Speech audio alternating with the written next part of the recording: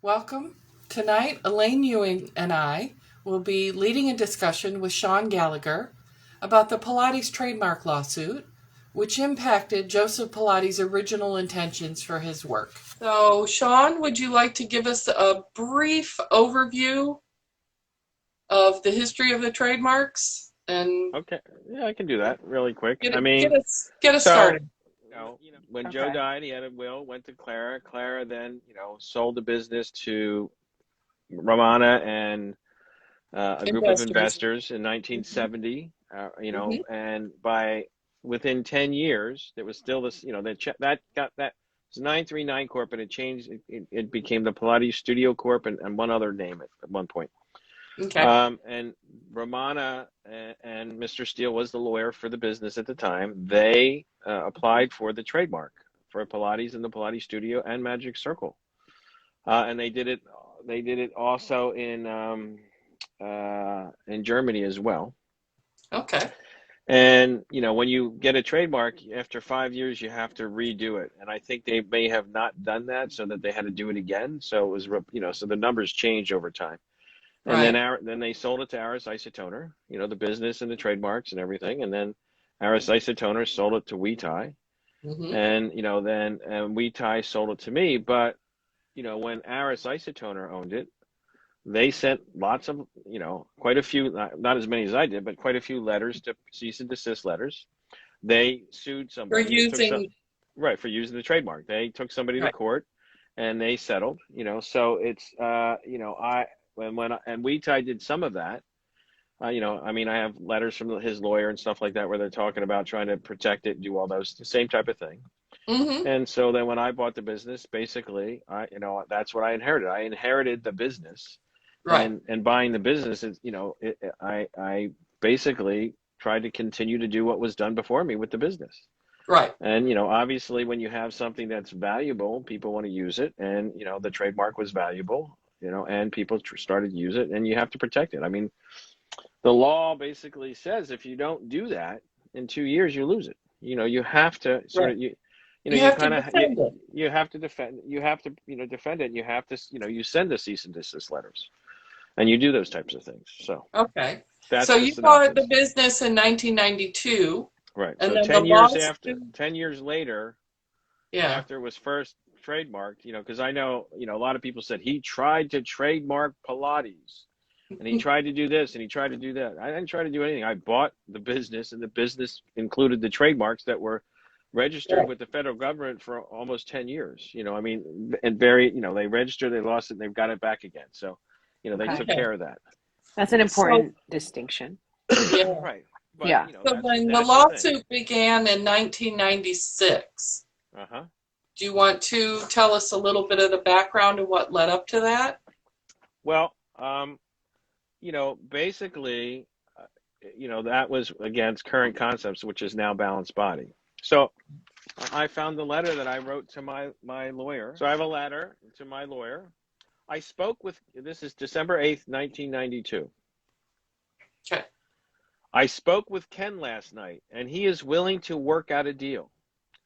For him to give me his mailing list, he needs a 5-year agreement that states that he is the exclusive manufacturer of Pilates trademark equipment, other than Mr. Donald Grotz, who will make the metal equipment for us.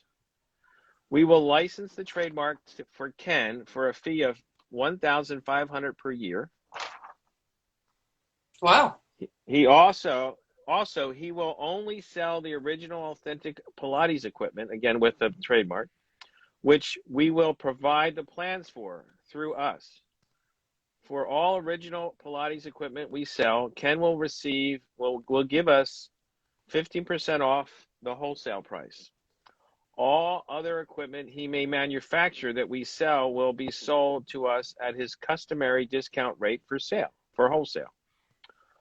All advertising for equipment has to be approved by us before it goes out, because it's a trademark, and I got to make sure that you're doing it properly and those types Yeah. of things. We also need to make sure that even though there is no patent for the equipment plans, we get some type of protection. David had made some suggestions, and you should talk to him to make sure that it is done in my best interest. Thank you. So, So that's, translate what that meant at the time. say that again. What do you mean? Translate what that meant at the time. What were you trying to do? I was trying to get Ken to make what he all of a sudden just started doing, in the last 2 years, which is make the original equipment the way it was supposed to be made. He didn't do that for, 20 some years, 25 years, because he wanted to invent all his other stuff and have patents so that nobody else could do what he did. But that's what I was trying to get him to do. And, and they, I've heard all sorts of stories where he was, wanted all this money and this and that. And, for a manufacturer at $1,500 a year, even then that wasn't, crazy money. It wasn't, ridiculous. Yeah. And I was trying to work out a deal so that we could have equipment for, wood equipment and metal equipment, because Kenny made wood and Gratz made the metal. And, it was and this was before Gratz made wood. Back then Gratz was only making metal. So Ken Engelman was going to be the sole manufacturer. Yes. That's what I was trying to make. He would be Gratz would be the metal. He would be the wood. I wouldn't license it to anybody else. He'd have his exclusivity. He'd be able to do that with the trademark, and that was so that's sort of, where I started. Okay. And then, when you say what led up to 96, there's a number of things, right, that happened. He kept doing, we kept going back and forth, and, he's like, oh, I was crazy and this and that and all this other stuff. And it's like, it was very clear what I was trying to do, and he wanted to keep changing things, and I would get his equipment, and he would, he'd say, make it for me. And then what I got was still his old version. It was like, you're not doing what I asked you to, he didn't really want to do it, and I think he was just, he was just tagging me along. And then I believe it was 95, we were having a conversation with my lawyers, like, you got to, because if you do something after a certain period of time, you can lose that ability. Right. And, Kenny laughed at it. He laughed at me about that, like, like it was a joke. Mm. And so that's when I sued him, because, I tried working with him for a number of years. You can see from this letter I sent to my lawyer in 92. I talked to him a couple of months after I was talking to him. We were trying to negotiate. Yeah, that letter didn't just come out of the blue. And, like we were in San Antonio for a PT conference, and he had his booth and I had mine, and we went to see a basketball game, and we were always trying to work things out and discuss things, and try to negotiate, and so and it's he makes it sound like it was all me. Well, it's always a two-way street. Yeah. It sounds like you had a moment that just sort of like, when you talked about the conversation that you realized it wasn't going to work. Like, I know what you mean by that moment. It's like sometimes like a conversation you're having with somebody just like hits you. You're like, yeah. It's not working. Yeah. So, and then I said, okay, we need to sue him, because, it's like, I kept trying and trying, it didn't work. And, at some point you have to do that. Mm-hmm. Right. Okay. That makes sense. So, and, they made this big thing about, I served him on Christmas Eve or whatever. Well, that's what, we sent it way before that. And that's when the people were able to do it. So it was like, I ruined his holiday meal or whatever. And, you get served whenever they can do it. Sorry. Okay. So now, I think, we've pretty much caught everybody up, with the background behind what led to what we all know as the lawsuit, right? So we have a few questions we wanted to discuss with you that are, I guess you could say, like hot topics that come up in the Pilates community, as far as, things I hear people say, or things that are commonly misunderstood or said about the lawsuit. So I guess I'll start with the first question. Okay. So the big one, that comes to my mind was that, I hear people say, you were convicted of fraud in the lawsuit. Where are they getting that idea from? And can you tell us the story behind that? Yes. Well, so when you look at the original applications for the trademark, it said since 1923, right? And that was the original application, not filed by you. Right. Not, you Right. know, well, no, when I filed, I think I did the same thing because I just followed what Well, was done yeah. before me. I mean, I did, you know, that was the business. They did it. They got it. So that's what I did. And, you know, one of the things, you know, in the records that I have, you know, that we know that Joe sold some equipment. We also know that Ramon and the investors group, the 939 and the Pilates Studio Corp sold equipment. We know that Isotoner sold equipment. And we also know that WeTie sold equipment, right?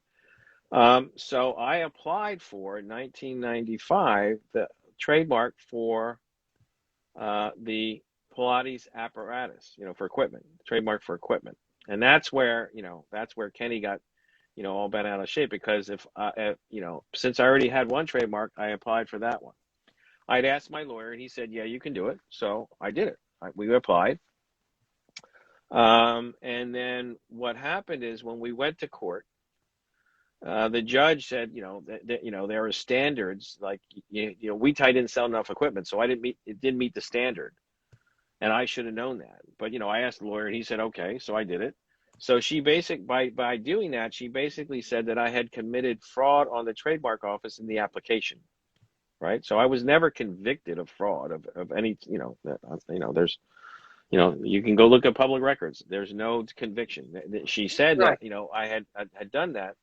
You know, my lawyer today, you know, that he says that today that would have happened. He said, you know, things that, you know, because things change over time and case law and things like that. And he says, you know, that process wouldn't happen because, you know, I thought I was doing the right thing. You know, I tried to do the right thing, you know, and I wanted to protect the equipment, you know, because whether it was him or Gratz or whoever, I was going to, you know, make sure that there was also a trademark for equipment so we could put it on the equipment. Because when you have a trademark, you know, it's for certain categories and you can't use, you know, like I couldn't take the trademark for exercise instruction and slap it on apparatus and marketing properly. That would have been, you know, that is not how you do it. You have to have, you want to get that category. So I applied for that category to be able to sell equipment because you know, that's what I wanted to do. And since I already had the Pilates trademark, you know, I was able to do that. But she said, because you know, the things that, you know, that there wasn't enough sales basically, you know, Previous to you. Right. Previous to me. You know, and she didn't like how I, you know, answered questions, you know, you know, up on the stand. So, but you know, I said what I that said. always kind of, I thought that doesn't seem very professional on her part. That it was just like she didn't like the way you spoke. Like, right. Well, you know, anyway. because I'm not gonna like, you know, I mean, you know, when I talk to lawyers, she's like, you know, say you know, you don't say anything. You say the least amount as possible. You try to, you don't, because the more you talk, you know, yes or no. And I was want to very, be you know, concise. right. Yeah. Well, and I also, you know, I didn't know what was, I'd never been sat in and was never testified before, so I didn't know. What were you were guarded? Is that what you were? Yes, yeah. I was, you know, yeah. I would be. I'm like, I'd be I'm nervous. not gonna, of course. Yeah. Okay. Yeah, because this was it was what court was it? It was the New York Federal Court, you know, in downtown. You know, that was the real deal. It's federal court. Eastern. Yeah, it was. That's like you know. I mean, if you after that, I think you go to the Supreme Court. You know, I think, or no, I guess the regional. I mean, I could, because you know, when I lost, it's up there. My lawyers, right? But when I lost, my lawyer said I could appeal.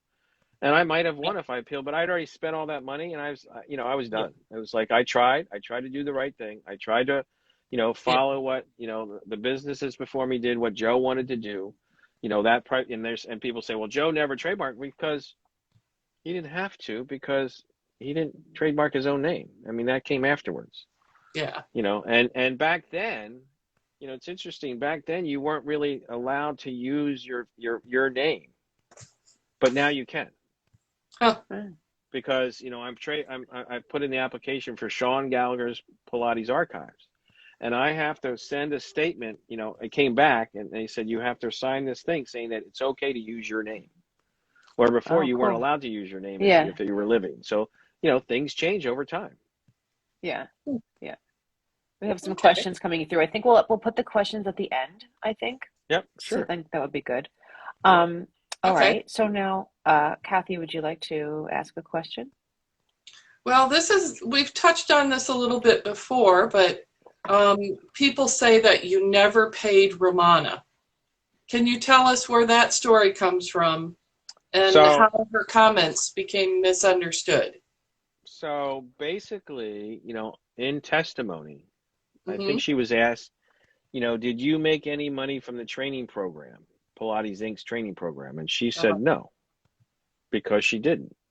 She got paid to teach, but she didn't make money. She didn't make any money from the business. Like when Oh, she was the part she was, owner, yeah, and when she was the part owner of 939 Corp and the Pilates Studio Corp and all that, if there was money, and if they never really made any, they didn't make enough to break even. But if they'd have broken even and they would have had a profit, mm-hmm. she would have gotten money from that business for that profit. Right, She was not. Uh, she had no interest in Pilates Inc. She was not, a shareholder. She was none of right, that. She was an employee. yeah, And, so I know that's the statement. So people are like, he never paid Romana, but I can tell yeah, you if anybody, and if you know Romana, what, she worked with me for 12 years and I never paid her. What are you, yeah. crazy? That's I mean, yeah, how did she stay in her apartment in New York? It's yeah, like, it's like, cause she basically was, she worked at Drago's but she, did a lot of that other stuff with me. And, right, she was able to do a lot of the things she wouldn't do because I paid her and I paid, back then it was I paid yeah. her, what she wanted. I think, when I first started, it was almost like $100 an hour. And that was, 30 years ago. Mm. So that was a lot of money, a lot more money back then. Because I think what we charged, in the studio for a session was like 35 or 45, something like that, depending on the package you got. So she Yeah, was getting double what anybody else was making, or I was wow, paying anybody as an employee or anything else. Right. And that went up over time. So, and I have, stacks of checks from the right. different trainings with, and I know, I don't know if Jennifer Ruggiero is here, but she made a comment before. It's like, I know she got paid because I delivered the checks. Yep, Yeah. So, yeah, so that's just, one of those things that what happens is that the other side did many things to try to make me look bad. Hmm. mm-hmm. And they name called, they did all this stuff. I have a letter here about something that happened in 1997, right? Mm-hmm. So, after I Oh had man. filed the court case. So, Yeah. So, when you testified, so Romana testified, you testified. uh-huh. Did that take like days, hours? What was going? Well, it took a long, I mean, the court case was 2 weeks. So there was a Okay, lot of testimony. There was a lot of different people, okay, so, things like and that. so So that's partly where Romana's comment came from originally, was the court yeah, testimony. that's where it came from. Okay, And Romana may even, I don't know what she said afterwards. I mean, because right, somebody's seeing it here, it's, it started in 2003 actually. Well, that's when Romana left. So right, maybe now I can tell you what happened after 9/11. right. I, money got tight. So when you run a business, you don't, I had to pay this person and pay that person. So I was late in paying her, but she Mm-hmm. still got paid. Yeah. And so that's the difference. I mean, so in her testimony, it says, they asked and she said no. And then in 2003, when she left, part of the reason was I was having, trying to make everything work and trying to save all these different businesses because, everything was, falling apart after losing the trademark and then 9/11, trying to make it survive. So, I was a little bit behind and I was trying to Hmm. catch up and, she didn't get paid right away, but she got paid. She got paid. Okay. She got Okay. paid. And All right. So I Elaine's think we back. have cleared that up. Yeah. So here, my question is, I've heard that you sent before the lawsuit, you've sent hundreds of letters to Pilates teachers telling them that they can't use the term Pilates. Can you explain that, please? Well, I don't think it was hundreds, but maybe 100. But I don't You think know, it I was just hundreds and saw it. I hundreds. just saw it because when I was researching for tonight, I found a Uh-huh. website, which I can't remember which one it was, but it said hundreds and hundreds of Yeah, that's letters. I mean, Wow. there Yeah. weren't that many Pilates studios back then. I was There gonna were, say that. yeah, that's like, now that would work, but not back then. And so what I sent, if something came up, whether we found, somebody and human nature. It's amazing how many people wanted to squeal on other people, and and tell them, like so and so's, they're doing this and doing that. But part of it was also because they were getting certified and licensed to use the trademark, and if they saw somebody else who wasn't licensed using the name, they reported them because that was against, that they did the work to do the right thing and they had the license and these other people Right. didn't. Yeah. So that was part of it. But I did, like I said before, you're required to, if you find out that somebody's using your trademark and you do nothing about it, and then you try to sue them later on, and they find out that it's like the smoking letter, right? It's like there's a memo that Yeah. said, so and so, in 1995, you knew that, and then you didn't send them a letter until 1998. Well, it's like it might, it's like tough luck, so Yeah. that's the problem. That was one of the things. So when I found out, we sent letters. I sent, there was one person in particular who I did not send a letter to. Okay. I just sued her. And Mhm. that's because in my therapy practice, one of the Paul Taylor dancers, was in there, and I had Pilates, and he's like, oh yeah, I don't, and I was like, you want to try to do some Pilates? And he said, no, I don't want to do that. I got injured doing that. Oh. And basically in her studio, there was no safety chain, and the push-through bar came back and knocked out his front teeth because, he was allowed to use the apparatus without supervision, no safety chain, and he slipped, and they're dancers. Oh, they know what they're doing. Well, no, they don't. Yeah. That equipment's dangerous. So, and again, that's another thing about a trademark. If you know that somebody's using that name and people are getting injured in their studio and they're using that name, that's really detrimental for your trademark. It would be like Yeah. me using Club Pilates and for my studio, and they found out and people were getting injured. I can guarantee you they'd jump on that in 2 seconds, just like I did. Yeah. Yeah, because it Okay. like tarnishes Yes. the association. Yeah. That's it. That makes The sense. reputation of the brand. Yeah, that's right. Yeah. You can't have that. So So that that's sounds, sort of how that happened. I mean, yeah. there was a lot, but it wasn't, I don't think there might have been 100. It wasn't hundreds and hundreds and Not hundreds. It wasn't hundreds and like that. hundreds. There just wasn't that many out there. I mean, but, and when we And found, this is and before maybe, social media too. So right, there was word of mouth. right. And, and maybe over from 92 when I bought it to 2000, maybe it was 100, but, that's 8 years, it's, and when we found out, that's what we did. And you know what, the reality is that, what they always, their message was that he's going to stop you from being able to do what you do, Right. which is just not the case. Yeah. I mean, they could have opened up and used another name and still taught exactly the way they were teaching, just like you can open up another burger joint, and they have the burger, there's the McDonald's, and then there was Burger King, and then there was Wendy's, and then there's the Five Guys, all that stuff. It's Right. the same product, just packaged differently. Right. And if you look today, how many different names are there that that is not like Pilates or the Pilates studio, but they teach Pilates and don't even use the name Pilates in their studio name? Well, it would have been the same thing. So they tried to scare people. It was this whole scare thing. That's what they're doing. They're trying to, and they're doing it again today with the we'll talk, maybe, I don't know if we'll have time to talk about with the copyrights. They're trying to do the same thing. Scare people and saying he's going to do all these crazy things. It's just not the way it is. I've never gotten like a legal letter in the mail, but so it would probably be stressful to get a letter. But since we were doing the work weekends over the summer and we were going through the paper, your boxes of archives and stuff. 150 boxes? Yeah, I read the letter. I saw the generic letters that you sent out, and I thought that they were very professional and not, I mean, like I said, if I were to get a letter in the mail, that would be a stressful thing to get in general. But I thought that they were professional and, like, I don't know. Direct. Yeah. And right. I just, when I read it, I was like, okay, like, this is the scary letter.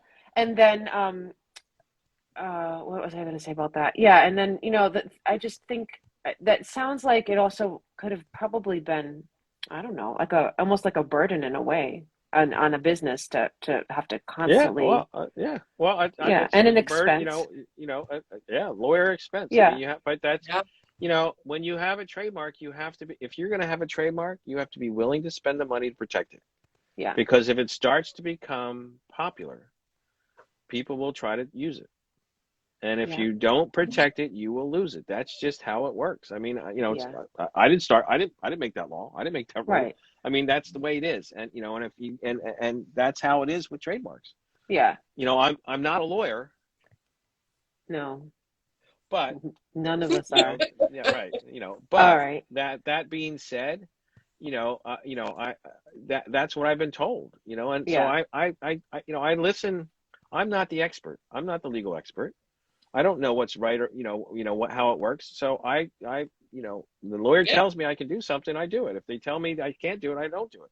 They say you have to be careful. I mean, that's what I do because I'm paying them to be the experts. If they want to send that letter out, I get it. So they send the letter out, but what happens then? I mean, I'm the bad guy because you're sending a letter to these people that are these small businesses. And the letter didn't say like, oh, it's gonna cost you all this money. Basically what it says is that you either have to stop using it or work with us and get certified. And I had before there was bridging, it was called grandfathering. And if you had, and most people back then, you have to remember that before 2000, there were very few contemporary Pilates teachers. Most of them were classically trained, right? Mm-hmm. That's the right. majority of the people that were trained back then were classically trained from one of the elders, classical, the much more classical. Since 2000, and Kenny making all these weird equipment and all this other stuff because people want to do this, and everybody inventing this, and if they all call it Pilates, and then they have all these other things. And I'm not saying that's bad. It's just Mm-hmm. it's different. So Uh-huh. back then, you could just you could grandfather in, and you take the test, and if you passed, you would get licensed like anybody else. And there was a fee. Yes, I think it was $100 a year to be a guild member. I think that's what it was. But I did a lot of stuff for those people as well. I mean, every book that was Brooks' book, Right. Mari's book, their name was put in the back of the book as with their phone number and their address of was it address? At least phone number, I think. Uh-huh. This was really before there were too many websites and emails and stuff like that. So it was phone numbers. I had an 800 number. I advertised in national magazines, and they would, and if people called, saying you could find a teacher, they could call, and we would refer them to one of our teachers. So they Right. got, a fair amount of benefit. It was before, internet. So, nowadays you don't need that, but back then, that's what you did. But the point is, you were trying to protect the work and Well, keep it the way that Joseph Pilates originally intended it. yeah, well, that's it. The business was about, the integrity and the quality of the work. Yep. And it's always been that way. I mean, I've always tried to do that.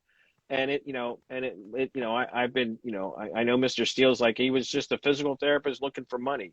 Well, if it was money, I would have, I would have hoarded out that stuff a long time ago, and let anybody buy it and jump in and, for $1 or whatever. That's not what it was. It was never really about the money. It was Right. more, more about making sure that the quality and integrity of work is maintained the way Joe wanted it done. Right. And, even Steele says in the back of his book, if Joe was alive today, he'd be, he wouldn't be happy because of all the crap. He says that. Speaking of Mr. Steele, Yeah. Next question. next question. Go ahead, Elaine. Okay. You want me to ask it? Yeah, go ahead. Okay. So during the trial, John Steele testified that Joe Pilates did not have a will, but thanks to Cathy's research, we know now that he did have a will. And we also know that John Steele's signature is on it. Well, I don't know if is it on the will? I think it's on the papers that when they filed the will. To file it. Okay, so he was aware of it. Oh, yeah. Yes. He's the one that helped file it. So, you can't say that, and if he doesn't remember that, how can you trust anything he wrote in his book? Yeah, so he was obviously aware of it. And in the will, Joe left everything to Clara. That's correct. Okay, so how did that misinformation in the trial where John Steele said there was no will 2 times, right? He said it twice. Well, the judge, the judge asked him twice. She asked him once, and then again, she's like, "Are you sure there's no will?" And he said, "Your Honor, there's no will." So how did this misinformation affect the Pilates community's perception of Joe's intentions for his work? Well, I think that, it was like there was, Joe didn't have a will. He wanted to leave it to everybody. He wanted to leave everything, he wanted to put it out there for everybody. And that's really not what he did. And matter of fact, I think Cathy, you've interviewed some people, and Yeah. and you look at Corolla says the same. There's a letter that from Corolla where she talks about Actually, how, it's actually from Joe's lawyer.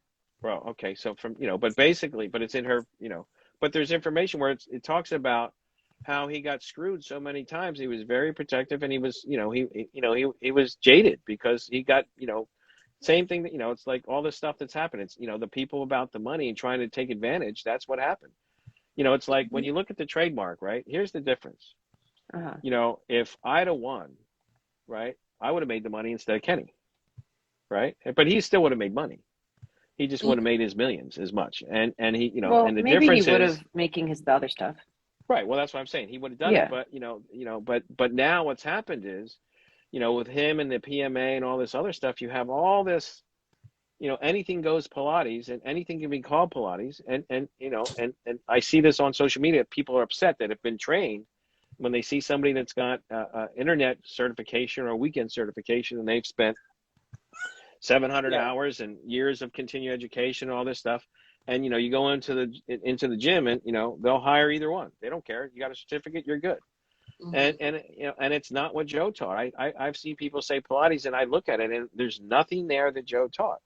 Right. So We've that's all the seen that. difference. Yeah. If I had a won, if it was going to be called Pilates, what you would see would be what Joe taught in those studios. But that And testimony, though, when he says there was no will, because I see that sentence written very often in social media where Still, people to this use it day. to justify Yeah. anything. So right. Well, do you So do think you want me that, to read? Do you want me to read the part of the will that where he leaves it to Clara? if you have it right there, go Sure. ahead. I have it. It says, "I give, bequeath, and devise all my property, real and personal and mixed, wheresoever situate and over which I may have the power of testimony disposition at my deceased to my wife Clara Pilates." There you go. That's it. Sorry, so there was a lot of legal words in there. do Right. you think, Sean, that sentence has created a misunderstanding across the community as far as what Joe intended? I think so. Well, I don't think it's just that sentence. I think it's that, Mr. Steele said that, and they've jumped on that. So every time, you try to say Joe wanted this, they're like, he didn't leave a will. He didn't do that. He wanted to leave it for everybody. And it's interesting because, there's this whole thing about, the foundations. Well, he had two different foundations with two different groups of people, right? And so and I have letters, from what the president of one of the foundations talking about how difficult it is to work with Joe because he says this and then the other one says this, and they go back and forth, and again, the politics, both sides were playing, Joe to try to get what they wanted, and he wasn't that stupid. He sort of saw what was going on. So, and the same thing happens today. So, and the balanced body in their message, was to make me look bad and be like, he's going against what Joe wanted. It's not what I was doing. Everything that Joe did want. They're the ones who are going against what he wanted. Mm-hmm. And they with that will, they left it to Clara, and then she sold that and everything that went with it, at least the business. Yeah. Maybe his personal stuff at home, no, but the business she sold, the goodwill, the archives, all that stuff. And it passed on in each company, and I'm the fifth owner. Yeah. Okay. That makes sense. So, yeah. So we have seen how you have had a major positive impact on the community over the past 30 years. I think we've been showing that, through this project, and I've tried. we will continue to over the next week because you've done more since this date in time that we're on the timeline now. Knowing how much you have done and how much you have influenced the industry, How does it feel to be largely defined by the lawsuit before everything else? Well, I mean, for me, I'm used to it because, Kenny and those guys have been doing it for a long time. So this is a good time for this letter. Okay. So this is from June 1997. Okay. So, at a physical therapy conference, right? I went to go. I was invited, and two of my other therapists to do a workshop, an extended workshop on dance medicine. And Kenny was there, and somebody, I think it was the people in California, they wrote up this. There was a Pilates newsletter, and it had all this stuff in it that was just, again, all, not true. Fear mongering. Yeah, all that stuff, and they're saying all this stuff, and like, I did this, and he tried to trademark, and all that stuff. And it was a newsletter, and Kenny walked into the room right before it started and started putting that newsletter on every seat. So he's a vendor, and he's bringing something that has nothing to do with what I'm there for. So I'm going to read you the letter that I got back from the APTA. Thank you for your letter of June 9th. Your kind words of congratulation and for taking the time to write and express your concerns relative to the actions of one of our exhibitors in San Diego. We are aware of the inappropriate behavior of Mr. Endelman, and we are currently reviewing appropriate disciplinary action with counsel. Mr. Endelman's actions prior to your presentation was unacceptable. I can assure you that he and his company will be sanctioned for violations of our professional conduct policies and will be dealt with in accordance with the procedures governing the management of our exhibit hall. We regret that this experience occurred during your session at annual conference, and we apologize to you for this disruption. As you can imagine, the APTA has not built its reputation upon incidents such as these. The APTA is committed to providing quality programming for our attendees, and we will not tolerate having our standards compromised by unprofessional conduct. I put that emphasis there. Your comment about Mr. Anderson, because, Brent Anderson was with him, is a separate issue. While it is our understanding that he's associated with Mr. Endelman, because they were, they both did it. They were both there. His association alone does not put him in a position of violating a policy, because they were both there. So, I would suggest that you work directly with the orthopedic section in order to request a printed apology in the PASIG, Performing Arts Special Interest Group, which is what I founded. So that was one. And then there's this one. On behalf of the Annual Conference Program Committee of the American Physical Therapy Association, I would like to express our regret at the rude and inappropriate interruption of your presentation at the scientific meeting and an exposition in San Diego. We found it grossly inappropriate for an individual associated with an exhibitor to distribute materials during your scientific presentation without your approval. As soon as we became aware of the situation, we had the usher collect the handouts that had been distributed, and we confiscated the rest. As you know, the committee's responsibilities are to select topics and speakers in areas of importance to the profession of physical therapy and to coordinate and execute the annual conference in a way that meets the needs of association members. We are grateful to you for your participation in the conference, although the committee does not have responsibility for policing the conduct of exhibitors. It does feel that in this case, the individual behaved in the most unprofessional way and clearly placed his financial interests and those of his co-litigants and attorneys ahead of the interests of the association and its members. Again, we are very sorry about the unfortunate disruption of your presentation. We in no way support such unprofessional behavior during scientific meetings. So that says, they say it for me. What's that say about Mr. Endelman? Yeah. Right? I'm not saying it. They said it. Unprofessional, all this stuff that he did. It's like it's inappropriate. Everything. and that's what Yeah. that's what he was doing. That's the kind of, that's what I was, and I've been dealing with that ever since. So, that he's putting that information out there and trying to make me look bad. I mean, there was that, what was it like, in the fall, he got interviewed by somebody, and he called me a moron and all these other things, name calling. It's like, this is Well, what they do. but just not just one person. I mean, it's like Right. it happens all the time. I mean, I'll see, Yeah. that's just Yeah. basically like people's go-to for defining, who you are. So Right. for what I, wanted to ask you is, does that have any effect on you? Are you, Well, you say you're used to it, so I I get that. I have tough skin. Yeah. I can listen. I can dish it and I can take it.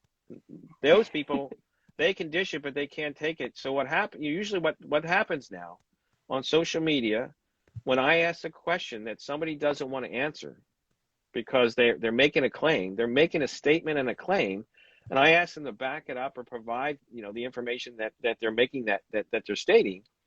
They don't do that, and then I ask again, and maybe I ask a couple times, like hello, where is it? And Yeah. almost invariably, they bring up they bring up the trademark case, and they bring up I lost, or you were fraud, or they try to use that. It's 20 years ago. I mean, it happened, and with the trademark, in hindsight, maybe I shouldn't have sued everybody, and I should have just spent all the money on advertising. But at the time, I thought it was the right thing to do. It's what Romana wanted to do. So I did it. Yeah. You know, Yeah, oh yes, let me guess, they block me. I'm sure they do. Whatever. No, they do. I've You know, seen that. yeah, They mention Yeah. that lawsuit, fraud, and then they block you. right. So Yeah. I can't So, respond. yeah. It's Yeah. typical. You I mean, can't defend yourself. and so but it is what it is. I mean, I get it. And the problem is in our society today, at least in America, I don't know about other countries, but we're very divided. And Yeah, I'm all we are. and people think it, when I ask a question, I'm attacking. I'm not attacking. I'm asking you to stand up for what you're claiming, and Right. that's a valid thing to do. I mean, if Very- you're going to make a claim, Yeah. look, if you say it's your opinion, I don't have a problem. But when you make a statement that, like, the science says this, okay, well, where is it? Show it to me. Show it to us so we can look at it. We can read it. Because I've done presentations at scientific meetings. I have, been on PhD committees. I have done a lot of this. I know what it takes and what science really means, and Mm-hmm. they don't provide it. And if we're going to try to be recognized as professionals, then we have to do that. But the problem is when you don't get taught those things in your training, you don't, like, the Pilates Guild had a standards of practice and a code of ethics. So those are the things that you need to have to really to be a profession, all Uh-huh. professions, because, once the government comes in and starts regulating you, it's restrictive. It's very restrictive, Yeah. Okay. and you Yeah. have to be careful of that. Okay. We have a few more questions, but I also want to let you guys know that I believe Instagram Live cuts off after 1 hour. It does. So we're So going to I have don't to, want to go past that. But okay. Okay. I have well, I'll ask another question, and then I'm sure Cathy has another question as well. But Okay. uh, one question I'd like to ask you is owning the original business and the archives a blessing or a curse? Mm. Well, I think that I don't look, what do I always say? You look for the positive and the negatives. So there's a lot of negatives, but like what we're doing right now to me is a positive. So there, people want to go after all this stuff and they want to bring this up. They can do that. I'm going to look for the positive. I'm going to try to do the positive. So, and is it a blessing? I've been committed to trying, I got off that apparatus and I was like, why isn't this everywhere? This should be everywhere. I want to take it everywhere. It should be there. I Mm-hmm. did that. Ramon and I did that. We took it around the world. I did a lot of that. And then I lost the trademark. And after 8 years, I was like, at that time, I was depressed. I was bummed, Yeah, I can because, imagine. all that work and energy and time and energy, money and everything. And so I then just focused on my other business, which was PT and my family. Pretty much, I did Cub Scouts. I was the scout, the Cub master, the scout master. Mm-hmm. I became a volunteer fireman. I was, I was a EMT. I volunteered in my, so I did other things, and then, 8 years ago, I started to see what was going on social media, and I came back, and, I would make comments, and people I can remember when I shared a letter with that from Jacob's Pillow, and somebody was like, I can't believe that, how could he, how come, that must be fake.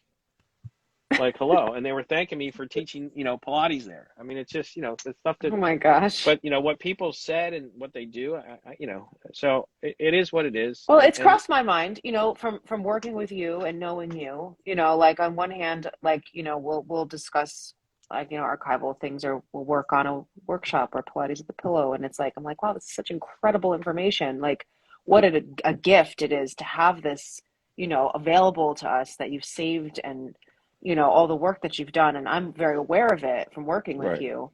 But then at the same time, I see what you have had to do with the business, and what you still have to do. And at the same time, I think to myself, like, wow, like, there's a burden to it as well, that I can Well, see. look, part of that is, when you look at what I have to do, when we first started with the Pillow and some of this other stuff, what did I say to you? You weren't sure if you wanted to do it. That's right. Because of I knew the way people can be. Because this is the deal, right? I knew that if I started to come back and I became successful, they would be doing the same thing they tried to do before, and especially with the archival stuff, because I own it, and they would try to, say, oh, he doesn't have any rights, this and that and everything else. And, I'm sorry, I bought it and I own it, and it was passed on. So it is what it is. Well, we're But grateful that you did decide to do it. And even though I shared it back then, and I shared it again. What a lot of people don't know is that in 2005, I went into a contract with the USPA, which was, 3 Pilates instructors, right? Oh, I think this is Monday's topic, just so you know.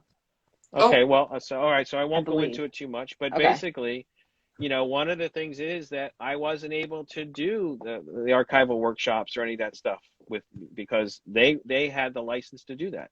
And it was a long license, because I didn't think I was ever going to come back. They were going to do all this stuff. And we'll talk about that later on.